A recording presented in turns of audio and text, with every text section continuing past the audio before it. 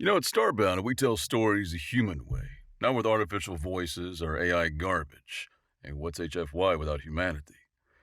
Subscribe to keep it that way.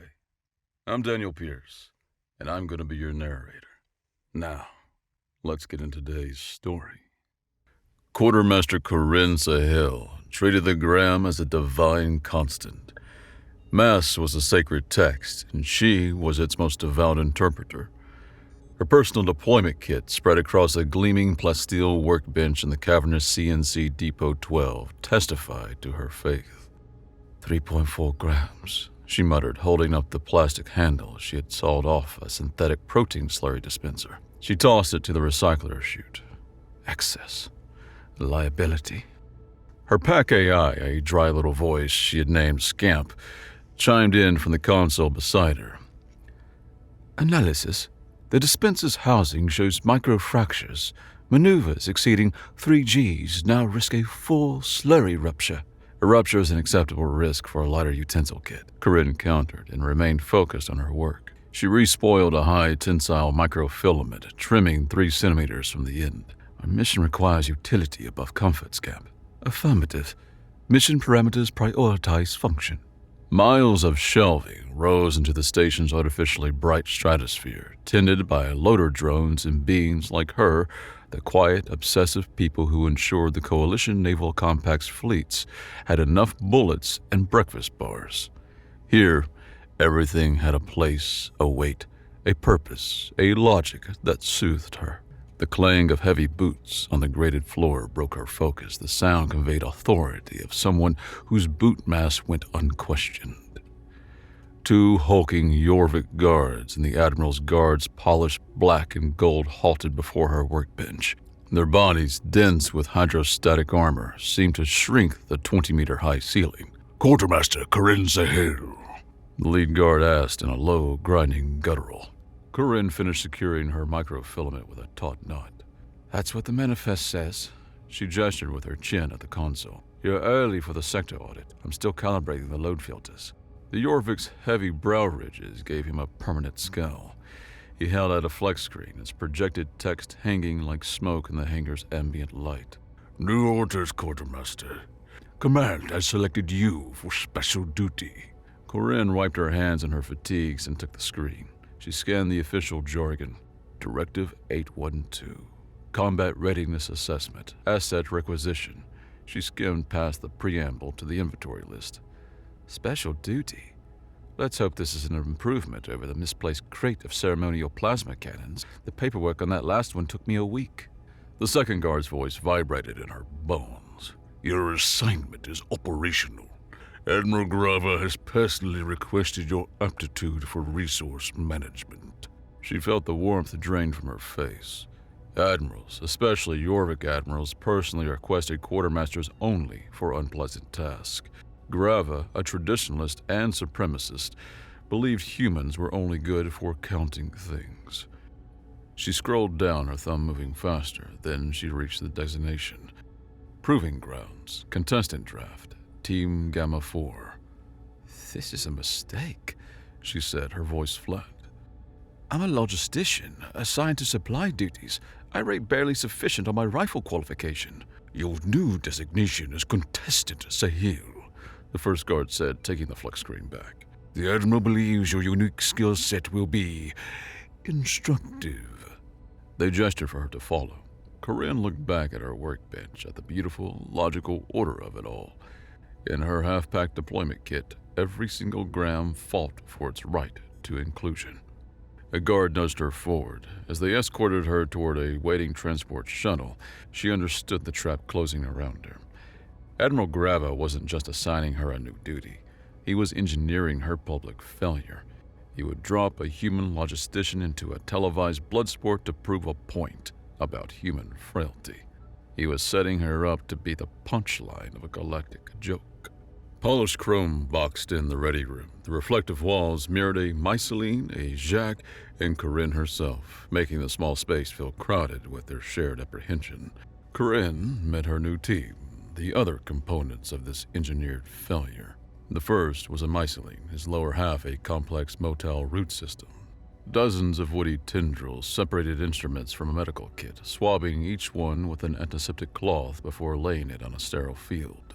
Smooth bark-like hide covered his humanoid upper body, and he moved his two primary arms with the surgeon's focus. He looked up as Corinne entered, and the single photoreceptor in his head, a smooth disc of matte black chitin, tilted to track her movement.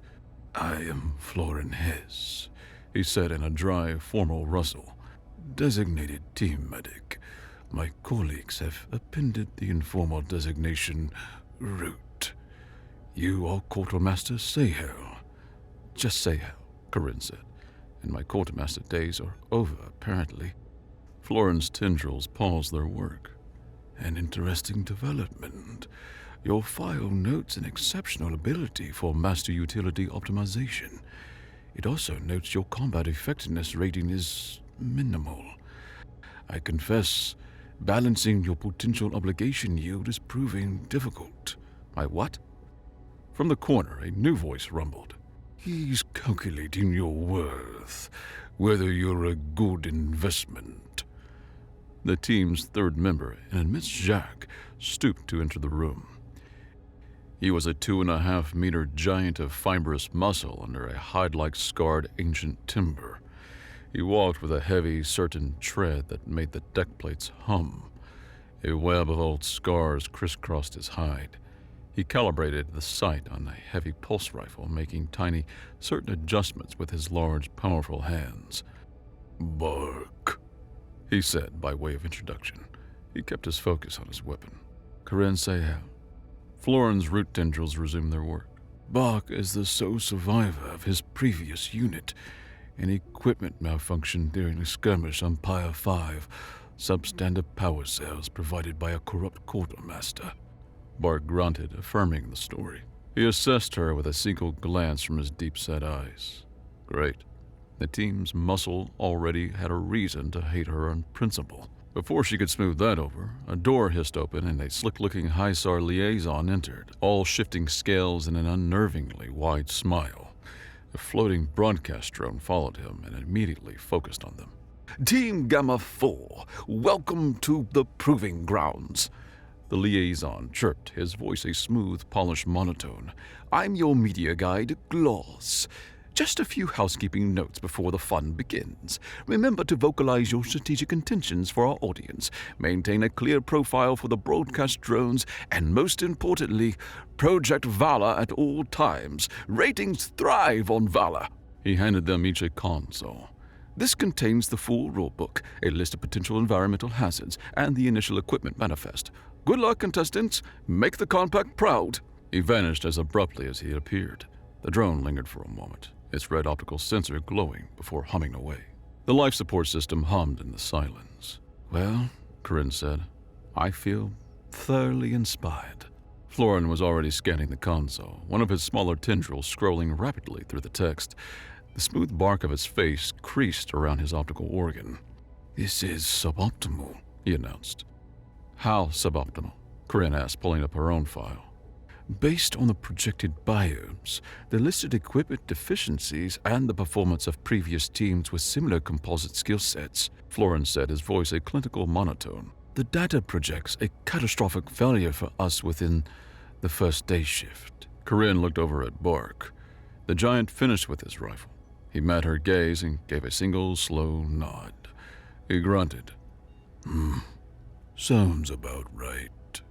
The armory stood as a monument to organized violence. Weapons of every conceivable function lined the immense circular chamber's walls. Blades hummed on their magnetic racks. Plasma casters pulsed with contained energy. Kinetic rifles stood in silent, brutal rows. Dozens of teams milled about, selecting their gear under the steady gaze of broadcast drones. They called Team Gamma 4 last. Other teams took most practical equipment. They found only the dregs, a shield generator that flickered intermittently, a sidearm with a questionable power cell, and 3 standard survival packs. The main event, however, centered on the Burden Warbrand, a representative weapon from a foundling race's history that each team had to carry through the arena. Most teams chose pragmatically, slender spears, compact axes, balanced swords.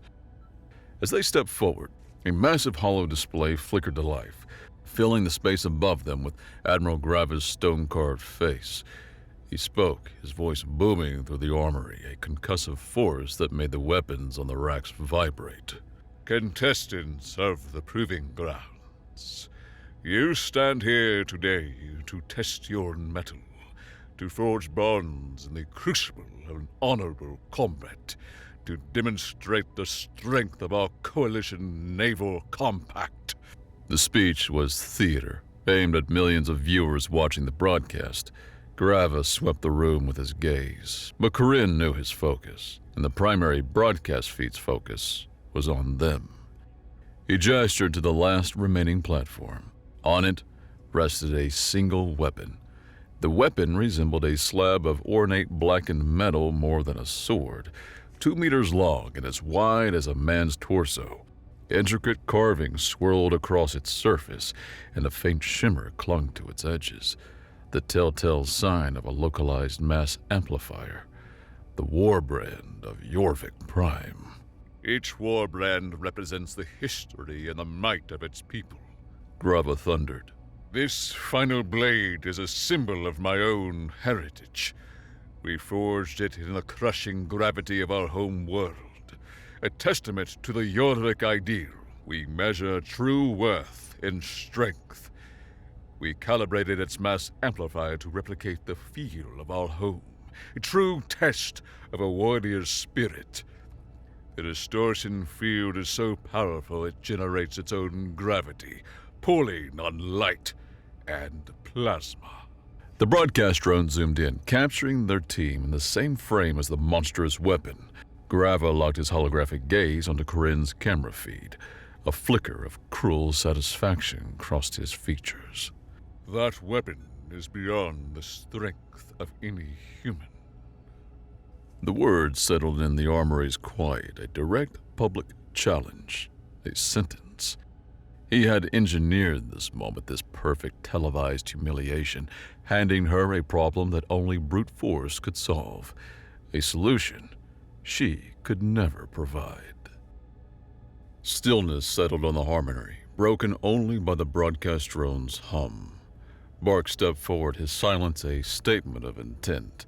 His size made him the logical choice. Only the 2.5-meter giant from a high-gravity world could hope to move it. He wrapped his massive 4-fingered hands around the weapon's thick hilt and braced himself. He pulled. The muscles in his back and arms bunched into knots of ancient timber. A low groan escaped his lips, a sound of primal effort. The warbrand scraped across the plasteel floor, leaving a shallow gouge in the metal. It moved perhaps 3 centimeters. Then, with a shuddering exhalation, Bark released it.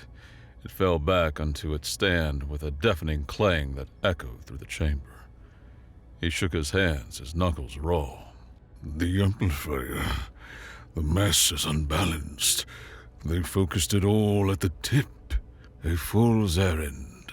Florin observed, his root tendrils shifting nervously on the floor. The design is deliberately cumbersome. It maximizes torque against the wielder. A classic instrument of intimidation. Corinne stared at the warbrand. They were right. The weapon's weight was a physics problem, a trap. Grava gave them more than a heavy object. He gave them a specific kind of heavy object, an unbalanced one, a test of strength designed to exhaust strength alone. Corinne Sahil's expertise was logistics, a world of systems, and right now, she faced a poorly optimized cargo load. Her mind shifted into the familiar calculus of loads and forces. She walked a slow circle around the platform, ignoring the snickering from a nearby team of Jorvik cadets and the broadcast drone's relentless gaze. The problem centered on forces. Gravity pulling down. The amplifier multiplying that force, but only at one end. The hilt, the tip, the point of balance. The solution appeared in her mind, a simple, elegant piece of geometry. "Bach," she said, cutting through the silence. "Your ammo belt. The magnetic clasp. Give it to me. The giant looked at her, then at the warbrand, confusion in his dark eyes. But he unslung the heavy belt and handed it to her. Florin, that supply crate over there. She pointed to a corner where discarded packing materials lay in a heap. The composite bracing. I need a piece of about half a meter long. Florin hesitated for a fraction of a second, then his tendrils moved with surprising speed, retrieving a sturdy piece of dark gray composite. Corinne knelt, her movements swift and certain.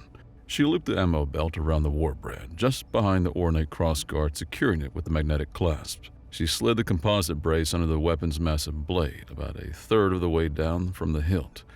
A fulcrum. She created a simple Class 1 lever. She took the ammo belt's loose end in her hands. The drone zoomed in, its lens whirring.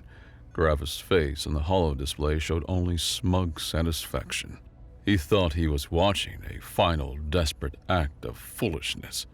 Corinne looked at Bark and Florin. Base weight is a lie. It's all about how you distribute the load. She pulled down. She pulled with steady pressure, using her own body weight as a counter. The fulcrum held. The warbrand's massive tip, the part containing the mass amplifier's crushing weight, pivoted upwards. She neutralized the gravitational torque that defeated Bark. The blade swung into the air, balanced on a small piece of composite. It hung there, impossibly, a 2-ton beast tamed by a high school physics principal. A murmur went through the armory. The Jorvik cadets fell silent. Gravis' expression froze. Corinne immediately went to the next step. She unclipped the custom-modified frame from her survival pack, her own design. It distributed weight across the hips and legs, sparing the shoulders and spine. She ducked under the warbrand's hovering hilt, settled its haft into the frame's primary load-bearing cradle, and straightened her legs. The weight felt immense, but manageable. She loaded it properly. She stood up straight, the colossal warbrand of Jorvik Prime resting securely on her back, its tip pointing to the ceiling. She adjusted the straps, her face a study in concentration. Then, and only then, she looked into the nearest broadcast drone's lens. The camera zoomed in tight, filling millions of screens across the galaxy with her face. She raised an eyebrow, a small, defiant gesture. "This is Warbrand?" she asked, her voice clear and steady.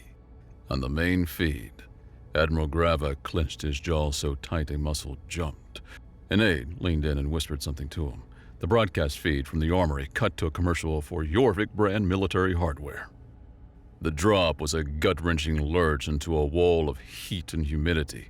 They landed in a high-gravity mangrove swamp, the air so thick it felt like breathing soup. The ground, a treacherous soup of mud and tangled roots, and the biome's amplified gravity made every step a monumental effort. Other teams, mostly composed of larger, stronger species, bulled their way through. Corinne watched the Jorvik cadet team, the ones who laughed at her, already bogged down, their war brand sinking into the muck as they strained to drag it. They were burning precious energy. This is a resource management problem, she said, speaking through the strain of the gravity. She unslung the warbrand from her pack frame and rested its tip on a solid patch of ground. Bach, we'll use the button to defeat the terrain. She pointed with her chin. The blade's flat. Use it as a bridge. Bark's expression cleared with understanding. He hefted one end, Corinne the other, and together they laid the massive slab of metal across a particularly nasty stretch of sucking mud. They crossed, retrieved it, and repeated the process. The process was slow but steady, conserving their energy. Florin, meanwhile, anchored himself to a sturdy mangrove trunk with his main root system while his tendrils scrambled up the bark. From his elevated position, he used his upper arms in a simple pulley system Corinne fashioned from her microfilament to hoist their gear packs over obstacles, keeping them out of the grime. Your methods are unconventional, Florin commented as he secured a pack, but they possess a high obligation yield. Glad I'm a good investment, Corinne grunted, shoving the warbrand across another gap. Their steady progress drew attention. As they rounded a thicket of gnarled trees, the Jorvik cadet team blocked their path. Their leader, a brute with a sneer carved into his stony face, pointed a bulky plasma rifle at them. The little human thinks she's clever. he growled, the broadcast drone hovering over his shoulder to capture his moment of dominance. Using a sacred blade as a common tool. An insult to Jorvik honor. Corinne looked past him and keyed the activation rune on the warbrand's hilt. The mass amplifier whined to life. "Bach," she said, her voice level. "Secure the asset." The Jorvik cadets charged. They fired, but their plasma bolts veered off course, pulled downwards by the intense localized gravity well now emanating from the warbrand resting on the ground. The shots sizzled in the mud inches from their feet. Before they could readjust, Bark surged forward. He closed the distance in 3 long strides, his bulk scattering them. He slammed the butt of his rifle into one cadet's wrist, sending a plasma rifle flying. A heavy shoulder check sent another stumbling into a pool of stagnant water. In seconds, he disarmed and disoriented the Jorvik team, who floundered in the mud. Bark stood over them, impassive. Corinne deactivated the amplifier. "Honor is a luxury. Survival is a necessity. Get out of our way." They left the cadets sputtering in their wake. They cleared the mangrove biome, emerging onto a dry staging platform as other, more powerful teams still struggled in the first kilometer. Florin cleaned the mud from his tendrils. "I am rescinding my initial assessment. The probability of catastrophic failure has reduced significantly." Bark met her eyes. He gave a single, sharp nod of approval. In the control center's cool, sterile environment known as Oversight, Admiral Gravo watched a bank of monitors, his knuckles white on the chair's arms. Every screen showed the proving grounds from a different angle, but his attention fixed on the one labeled Team Gamma 4. "Ratings are spiking whenever the humans' team is on the primary feed, Admiral," an aide reported, his voice tight. "The public commentary trends positive. They're calling her the Quartermaster." Grava's massive fist clenched. The name mocked him. A glorified stock clerk, and she was making a fool of him. "And, sir," the aide added, swallowing hard, "we've received a query from the CNC Compact Oversight Committee. They're pleased with the engagement metrics between species. They noted the broadcast is fulfilling its mandate to showcase interoperability." Interoperability. The word tasted like acid in his throat. He meant this to showcase Jorvik's superiority. Grava slammed his fist down on the console. The reinforced holotank shattered, showering the floor with glittering polymer dust. "Implement contingency protocols. Schedule an environmental variable. Inertial flux sector data." "Sir, that sector is—" "No!" Grava roared. The aide scrambled to obey. Back in the arena, the environment shifted abruptly. Team Gamma 4 entered the second biome, a windswept desert of fine metallic dust that got into every joint and mechanism. A bruised purple sky loomed overhead, and the wind howled, kicking up glittering abrasive clouds. They fashioned a low-friction sled from an armor plate to drag the warbrand. The weapon shuddered violently. A garbled announcement crackled over their comms, Grava's voice layered with static. "Scheduled environmental variable. Inertial flux. Exercise caution." The warbrand's mass fluctuated wildly. A particularly violent surge slammed it down, shattering the sled and cracking the weapon's primary haft. Their progress grounded to a halt. Then another team zipped past them. They rode sleek sand skimmers gliding effortlessly over the metallic dunes. Their lead was a Corvidian, a tall avian-descended being with a coiled energy in his posture. A network of microdiodes pulsed with soft light, interwoven among the dark matte filaments of his crest, venting excess heat from his advanced cybernetics. He exuded a predatory elegance and calculated charm. He brought his skimmer to a halt beside them, a personal broadcast drone capturing his magnanimous gesture. "Having trouble there?" he asked, his voice a smooth, persuasive hum. He tossed them a canteen of water. "That internal flux is a real beast. I'm Preen, Team Chimera." "Sahel," Corinne grunted, assessing the damage to the warbrand. "I know," Preen said with a wide smile showing needle-like teeth. "You're the favored underdog. The whole galaxy's talking about you. Brilliant work in the armory. Real piece of theater." He gestured for his team to move on. "Word of advice, Quartermaster. In this game, a good performance secures the charter, and you do what you must to secure the charter. Watch your back. He sped off, kicking up a plume of metallic dust. Corinne watched him go. Then she looked toward the high winds whipping across the desert. She looked at the lightweight broadcast drone struggling to hold their position against the gust. "Florin," she said, and she gave a rare grin. "How do you feel about kites?" With Florin's help, they repurposed their shelter tarp, reinforcing the edges with microfilament. They flagged down 2 broadcast drones. Using a standard maintenance request code from her console, Corinne instructed their manipulator arms to grip the makeshift kite's corners. The wind caught the trap, and it billowed out, straining against the drone's grip. It pulled. They attached the lines to the now cumbersome warbrand, which Bark now half carried, half dragged. The kite assist worked. The wind, once their enemy, became their engine. It made the work possible. They moved again, a strange, jury-rigged contraption crawling across the glittering desert, pulled forward by the systems designed to broadcast their defeat. During a designated rest period, nestled in the lee of a massive vitrified rock outcropping, Preen's team made camp nearby. The Corvidian approached Corinne alone. His steps silent on the sand, his personal drone hovered at a respectful distance, its light off. "Impressive improvisation," Preen said, his voice a low purr. "You have a gift for turning liabilities into assets." "That's logistics," Corinne said, checking their power cell levels. She brought up her console. "Scap, run a diagnostic. Power cell gamma is losing charge ahead of schedule. High-density ration bars will be depleted in approximately 2 more 16-hour shifts at this rate of consumption." Preen tilted his head. "You named your pack AI?" He earned it. Corinne looked back at Preen, wary. His every move felt like a performance. "Call it what you will. It has value." He sat across from her, his posture relaxed but alert. "Let me be direct, Sahil. This game is performance. We are all actors on Grava's stage. But the audience is real, and they have money. There's a contest beyond this one." He explained the world of corporate patronage. His team, his expensive gear, the sand skimmers, all funded by a corporation that expected a return on its investment. His clan's status and fortune depended on it. "You have the narrative right now," Preen continued. "The clever underdog. That's a powerful brand. I have the resources and the media savvy.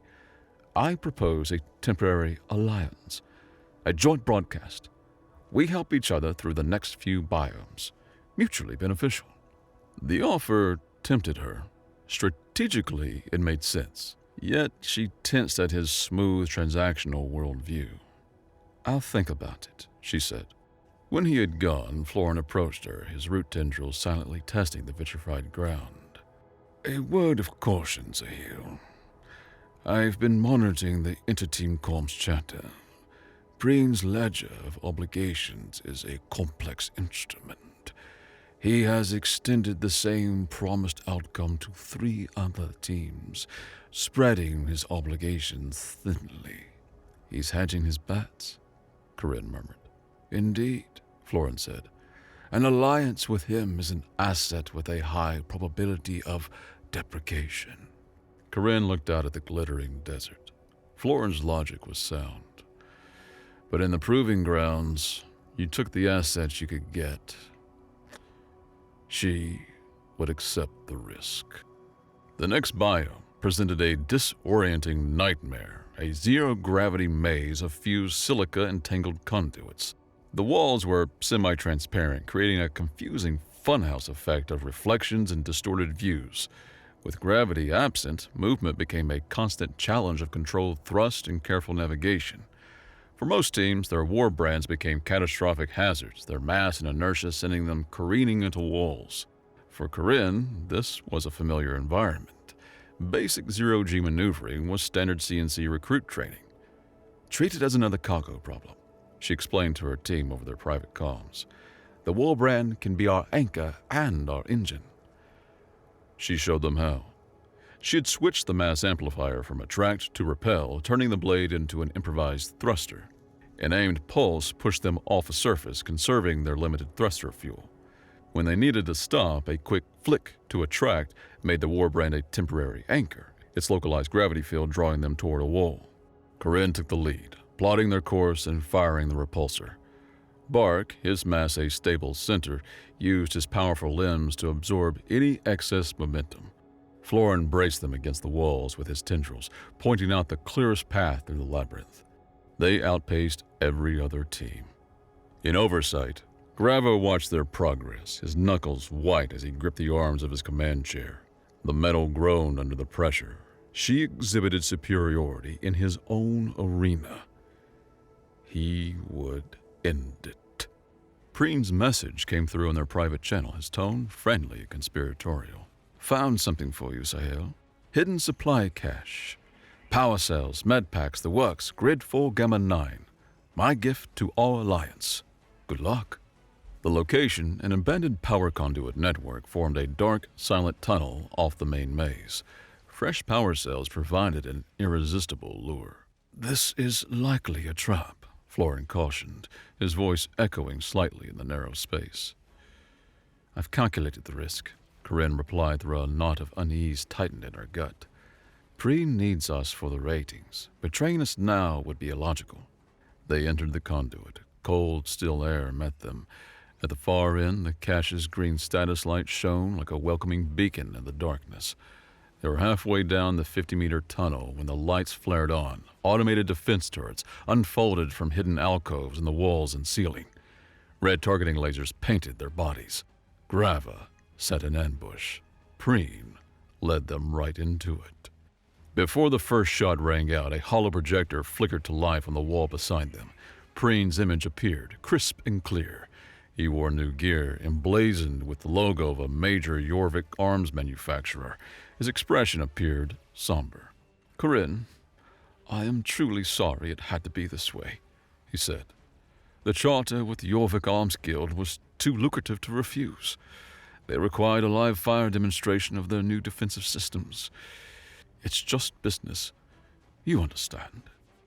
The turrets opened fire. Plasma bolts hammered their position. The shield generator overloaded and died with a pathetic pop. Heavy kinetic slugs screamed past, punching craters in the metal walls. Shields are down! Florin cried out, dragging Bark behind the meager cover of a support strut. The Jacques took a plasma burn across his shoulder, protecting the mycelium, the heat fusing his armor's joint and searing the tough hide beneath. He could still move his arm, but the fused joint made the motion stiff and clumsy. The turrets pinned them. 50 meters of open ground lay between them and the exit, a kill zone swept by overlapping fields of fire. Grava had designed this end for them, a pathetic, anticlimactic death in a dark tunnel, broadcast for the galaxy to see. Corinne's training pushed panic aside, her mind focused on the problem. The turrets operated automatically, part of the arena's infrastructure. Infrastructure meant control systems meant panels, and panels meant access. Under a fresh barrage of fire that sent sparks cascading around them, she spotted it, a recessed maintenance panel, half hidden behind a power conduit. Bark! Cover! She yelled. The giant Jack grunted, moving to shield her with his body as Florin laid down suppressing fire with his sidearm. Corinne jammed the warbrand's tip into the panel's seam. She put her weight into it, using the massive blade as a crowbar. The panel groaned, buckled, and ripped free with a screech of tortured metal. A nest of wiring and power conduits lay inside. The physical I/O port of the local drone network lay inside, but its access light blinked red, locked down. Florin, help me jam the emitter against the primary power conduit. The thick red one. The mycelium's tendrils darted into the panel, bracing the warbrand's tip as Corinne manhandled it into position. The fit was tight, metal scraping against metal. This will get loud, she warned and keyed the amplifier to a chaotic, fluctuating pulse. The warbrand shrieked as a massive energy surge arced from the conduit into its emitter. The backlash sent a jolt up Corinne's arms, and a hairline crack appeared on the weapon's hilt. Lights flickered, a wave of electromagnetic force blasted outwards, and the turrets went silent. The nearby broadcast drones went dark for a second before rebooting. Their status lights glowed a soft amber, fail-safe mode. They disconnected from Grava's central command, listening for instructions on the local physical port. Corinne plugged her comm unit in. On her screen, a line of text flashed green. Local control accepted. She had them. Showtime, she muttered. She directed the nearest drone to swing around, its lens focusing on her own face, grimy and lit by the flashes of weapon fire. She opened a channel to every other team in the proving grounds, bypassing Grava and the game's masters. Her face filled their helmet displays. "This is Sahel of Team Gamma 4, she said, her voice raw but steady. "Admiral Grava is rigging this game. He's trying to kill us in a staged ambush. The whole thing is a lie." She switched the drone's view to show the silent turrets, then to a tight shot of Bark's fused shoulder armor, then to the hollow image of Preen still delivering his apology. "He's using us for ratings and corporate deals, but the system has backdoors. The rules have loopholes. He thinks we're just pawns." She looked back into the camera, a blaze in her eyes. "He's wrong. I'm sharing the exploit data for the drone network. Anyone who's tired of being a pawn, anyone who wants to play a fair game, now's your chance.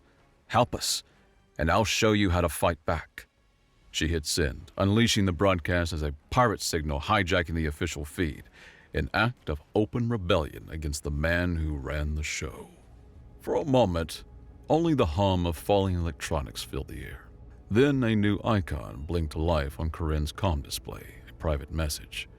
"Flickerkin, Team Epsilon. We're in the adjacent sector. Signal spoofing is our specialty. Stand by." A few seconds later, the red lockdown light on the turret control panel flickered and died. On her display, a wave of digital static washed over the local control network. The Flickerkin, small, saturated beings known for their skill with electronics, created a network jam, temporarily blinding Grava's systems. "The exit is clear," Florin reported, wonder in his voice. This marked the first sign of support. As they scrambled out of the conduit, other messages trickled in. A team of insectoid Hissar, known for their scavenging abilities, left a cache of shield cells at a designated wayport, marked with a discrete symbol on the wall. A hulking team of Brontos warriors, previously ranked near the bottom, started a loud firefight in a nearby sector, drawing patrols away from Corinne's path. In oversight, Grava's control console erupted with flashing warning lights. Sector after sector went dark as he lost override capabilities.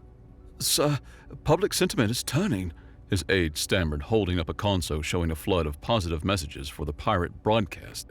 The data stream flowed down the screen, a torrent of support. "Viewers are openly cheering for the rebellion. They're calling it the Quartermaster's coup." Grava swept the console to the floor. Disqualifying half the contestants would confirm her accusation, a career-ending move the Oversight Committee would use to crucify him. He gripped his command chair, his face tight with rage. Only one option remained.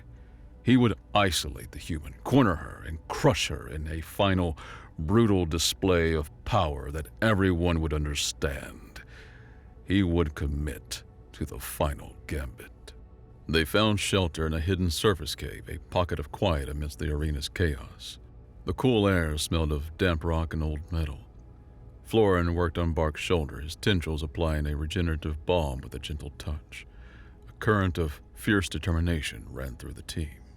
"Your actions have created an incalculable obligation among the allied teams," Florin said, and kept his focus on his work. "My ledgers are insufficient to quantify the reciprocity you have generated." He paused and looked directly at Corinne, his volcanic glass photoreceptor unblinking. "In less formal terms, what you did was profoundly honorable. I am proud to serve with you, Sahel." Bark sat nearby, watching Corinne as she coordinated with their newfound allies on the flex screen. He remained silent since the ambush, his expression sober. Now he spoke, his deep voice filling the small cave. "You lead," he said. "We follow." Corinne looked from Bark's steady gaze to Florin's nod of agreement, then down at the flickering icons of her coalition on the screen. This started as a desire to avoid humiliation, but became something more. She felt a responsibility to these people, the ones who risked everything to answer her call. This went beyond beating Grava. This meant winning for all of them. The weight of that leadership settled on her, heavier than any warbrand. Grava's voice echoed through every biome, stripped of its earlier theatricality and now flat-clipped. Attention contestants. I have declared a new objective. The Proving Grounds' final stage begins now. Welcome to the summit. A section of the arena floor groaned and shifted. A massive crumbling spire of rock and twisted metal rose from the depths, climbing thousands of meters toward the station's ceiling. At its peak, a single gleaming finish line appeared. All remaining teams will ascend the spire. Only one rule. First to the top wins. As the coalition of underdog teams began their ascent, Grava's treachery took shape. The path proved unstable, and he triggered hazards from the exhaustive rulebook with focused malice. He rerouted their climb directly through sectors scheduled for routine seismic activity, and sections of the path crumbled away into the abyss below. He triggered atmospheric plasma venting from conduits built into the spire's face, forcing teams to scramble for cover from jets of superheated gas. He used the game's variables with a focused, malicious intent, targeting Team Gamma 4's path with a systematic attempt to engineer a fatal accident on live broadcast. Chaos defined the ascent. Rock slides thundered down the spire, and plasma vents erupted with terrifying regularity. Amidst the roar, a frantic distress call cut through Corinne's comms. The garbled call was full of static and pain. Pinned, rock slide, legs. Oh, gods. We're in the path. Corinne triangulated the signal. Preen's voice. A rock slide trapped his team 200 meters below them, their position marked by a flashing red beacon on her display. A seismic event caught them, crushing their legs. They were alive but immobilized, directly in the path of a major plasma vent cycling up for a full-scale eruption. Florin analyzed the situation instantly. The tactical reality is clear. The finish line is within all reach. Assisting them will cost us crucial time. We will lose our lead. Leaving them is the optimal path to victory. Corinne looked up. She could see the finish line. A shimmering ribbon of light so close she could almost taste the victory. All she had to do was keep climbing. Climbing on was a smart, logical move. Then she looked back down at the blinking red distress signal. She thought of the Flickerkin, the Hissar, the Brontos. She thought of the leader she became by necessity. She thought of the burden she now carried, a burden of responsibility that made the war brand on her back feel like a feather. "We're going back," Corinne said. Bark nodded and turned to plot a course down. Florin paused for a fraction of a second. "I will note this action for the record," he said. They reached Preen's position just as the plasma vent glowed with terrifying intensity. A single massive boulder pinned the Corvidian and his two teammates. Their advanced armor crumpled and broken. Preen looked up at her, stripped of his usual charisma, his face a contortion of pain and disbelief. "Sahil, why?" he managed to gasp. "Because this is how we win," she said, already assessing the problem. The rock's size defied even Bark's strength. She unslung the warbrand of Jorvik Prime. It felt familiar in her hands now, an extension of her will. A deep fissure in the rock's face just beneath the boulder's edge presented itself. A solution, a perfect application of leverage, clicked into place. She jammed the warbrand's tip deep into the fissure. The blade became a crowbar again. "Bark! Preen's teammates! On the hilt, now!" She yelled over the rising scream at the plasma vent. They understood instantly. Bark and the two able-bodied members of the Team Chimera grabbed the warbrand's far end. Together, they put all their weight and strength into it, using the massive blade as the ultimate lever. The rock groaned, it shifted, cracks spiderwebbed across its surface. With a final, agonizing screech of stone on stone, they pried it loose, freeing Preen and his squad just as the plasma vent erupted in a torrent of white-hot energy, scorching the spot where they lay trapped moments before. Corinne stood, breathing heavily, her private drone broadcast every second of the rescue. She looked directly into its lens, knowing Grava was watching, knowing the whole galaxy was watching. "This is how you win, Admiral," she said, her voice clear and cold. "You carry your burdens together." The race to the finish line was over. With Preen's team immobilized, the coalition worked as one. Bark and the Brontos warriors took turns carrying the injured Corvidians. The Flickerkin scouted ahead, disabling traps. The Hussars shared their remaining supplies. They crossed the finish line together, a battered, exhausted, but united crowd of underdogs. The automated system flashed confused error messages on the main screen, its logic unprepared for a multi-team victory. In the control room, a high-ranking CNC official with the compact Proctor's insignia calmly placed a hand on Admiral Grava's shoulder. Two armed guards stepped up behind him. Grava stared past them. He just stared at the screen, at the human quartermaster who dismantled his career with a piece of junk metal and a field manual. The feed from oversight cut to black. Corinne woke to the smell of antiseptic and the gentle hum of a medical diagnostic unit. She was in a sterile white infirmary. Her body ached in places she had newly discovered. Florin worked nearby, his tendrils sorting and tallying medical supplies from a cart, each vial placed with a soft click. Bark stood by the door, solid and watchful. In the bed opposite hers lay Preen, regenerative cast encasing his legs. He was watching her. "My patrons have terminated my charter," Preen said, his voice quiet, stripped of its usual persuasive hum. "My clan is displeased, but they are safe." He met her gaze. "Thank you, Sahil. I operate on a transactional basis. It's the only way I know. You operate on a principle of integrity. It's a currency I had yet to value." The infirmary door slid open and a tall, severe-looking woman in a perfectly pressed gray uniform entered and took in everything with a sharp gaze. "Quartermaster Sahil," she said, "I am Compact Proctor Oris." She gestured vaguely towards the ceiling. "Admiral Grava is facing a full conduct review. Your broadcast gave the Oversight Committee the public mandate and incontrovertible evidence we need to act on concerns we'd held for years. You did more than win a game. You ended one." She smiled, a thin, rare thing. "By official decree, the committee declares Team Gamma 4 and its allied coalition the winners of this cycle's proving grounds. I am hereby suspending the burden unit scoring system pending a full review." Proctor Oris escorted Corinne from the infirmary past the briefing rooms and transport shuttles to a high-level command deck and a single, imposing door. It slid open to reveal a spacious office with a breathtaking panoramic view of the fulcrum and its dozens of biomes. Grava's office. Oversight. The Proving Grounds, for all its flaws, is a valuable institution, Oris said, standing beside her at the viewport. It builds bridges. It tests our limits. But someone has mismanaged it, corrupted it. She turned to face Corin. It needs reform. It needs a new director. Someone who understands logistics.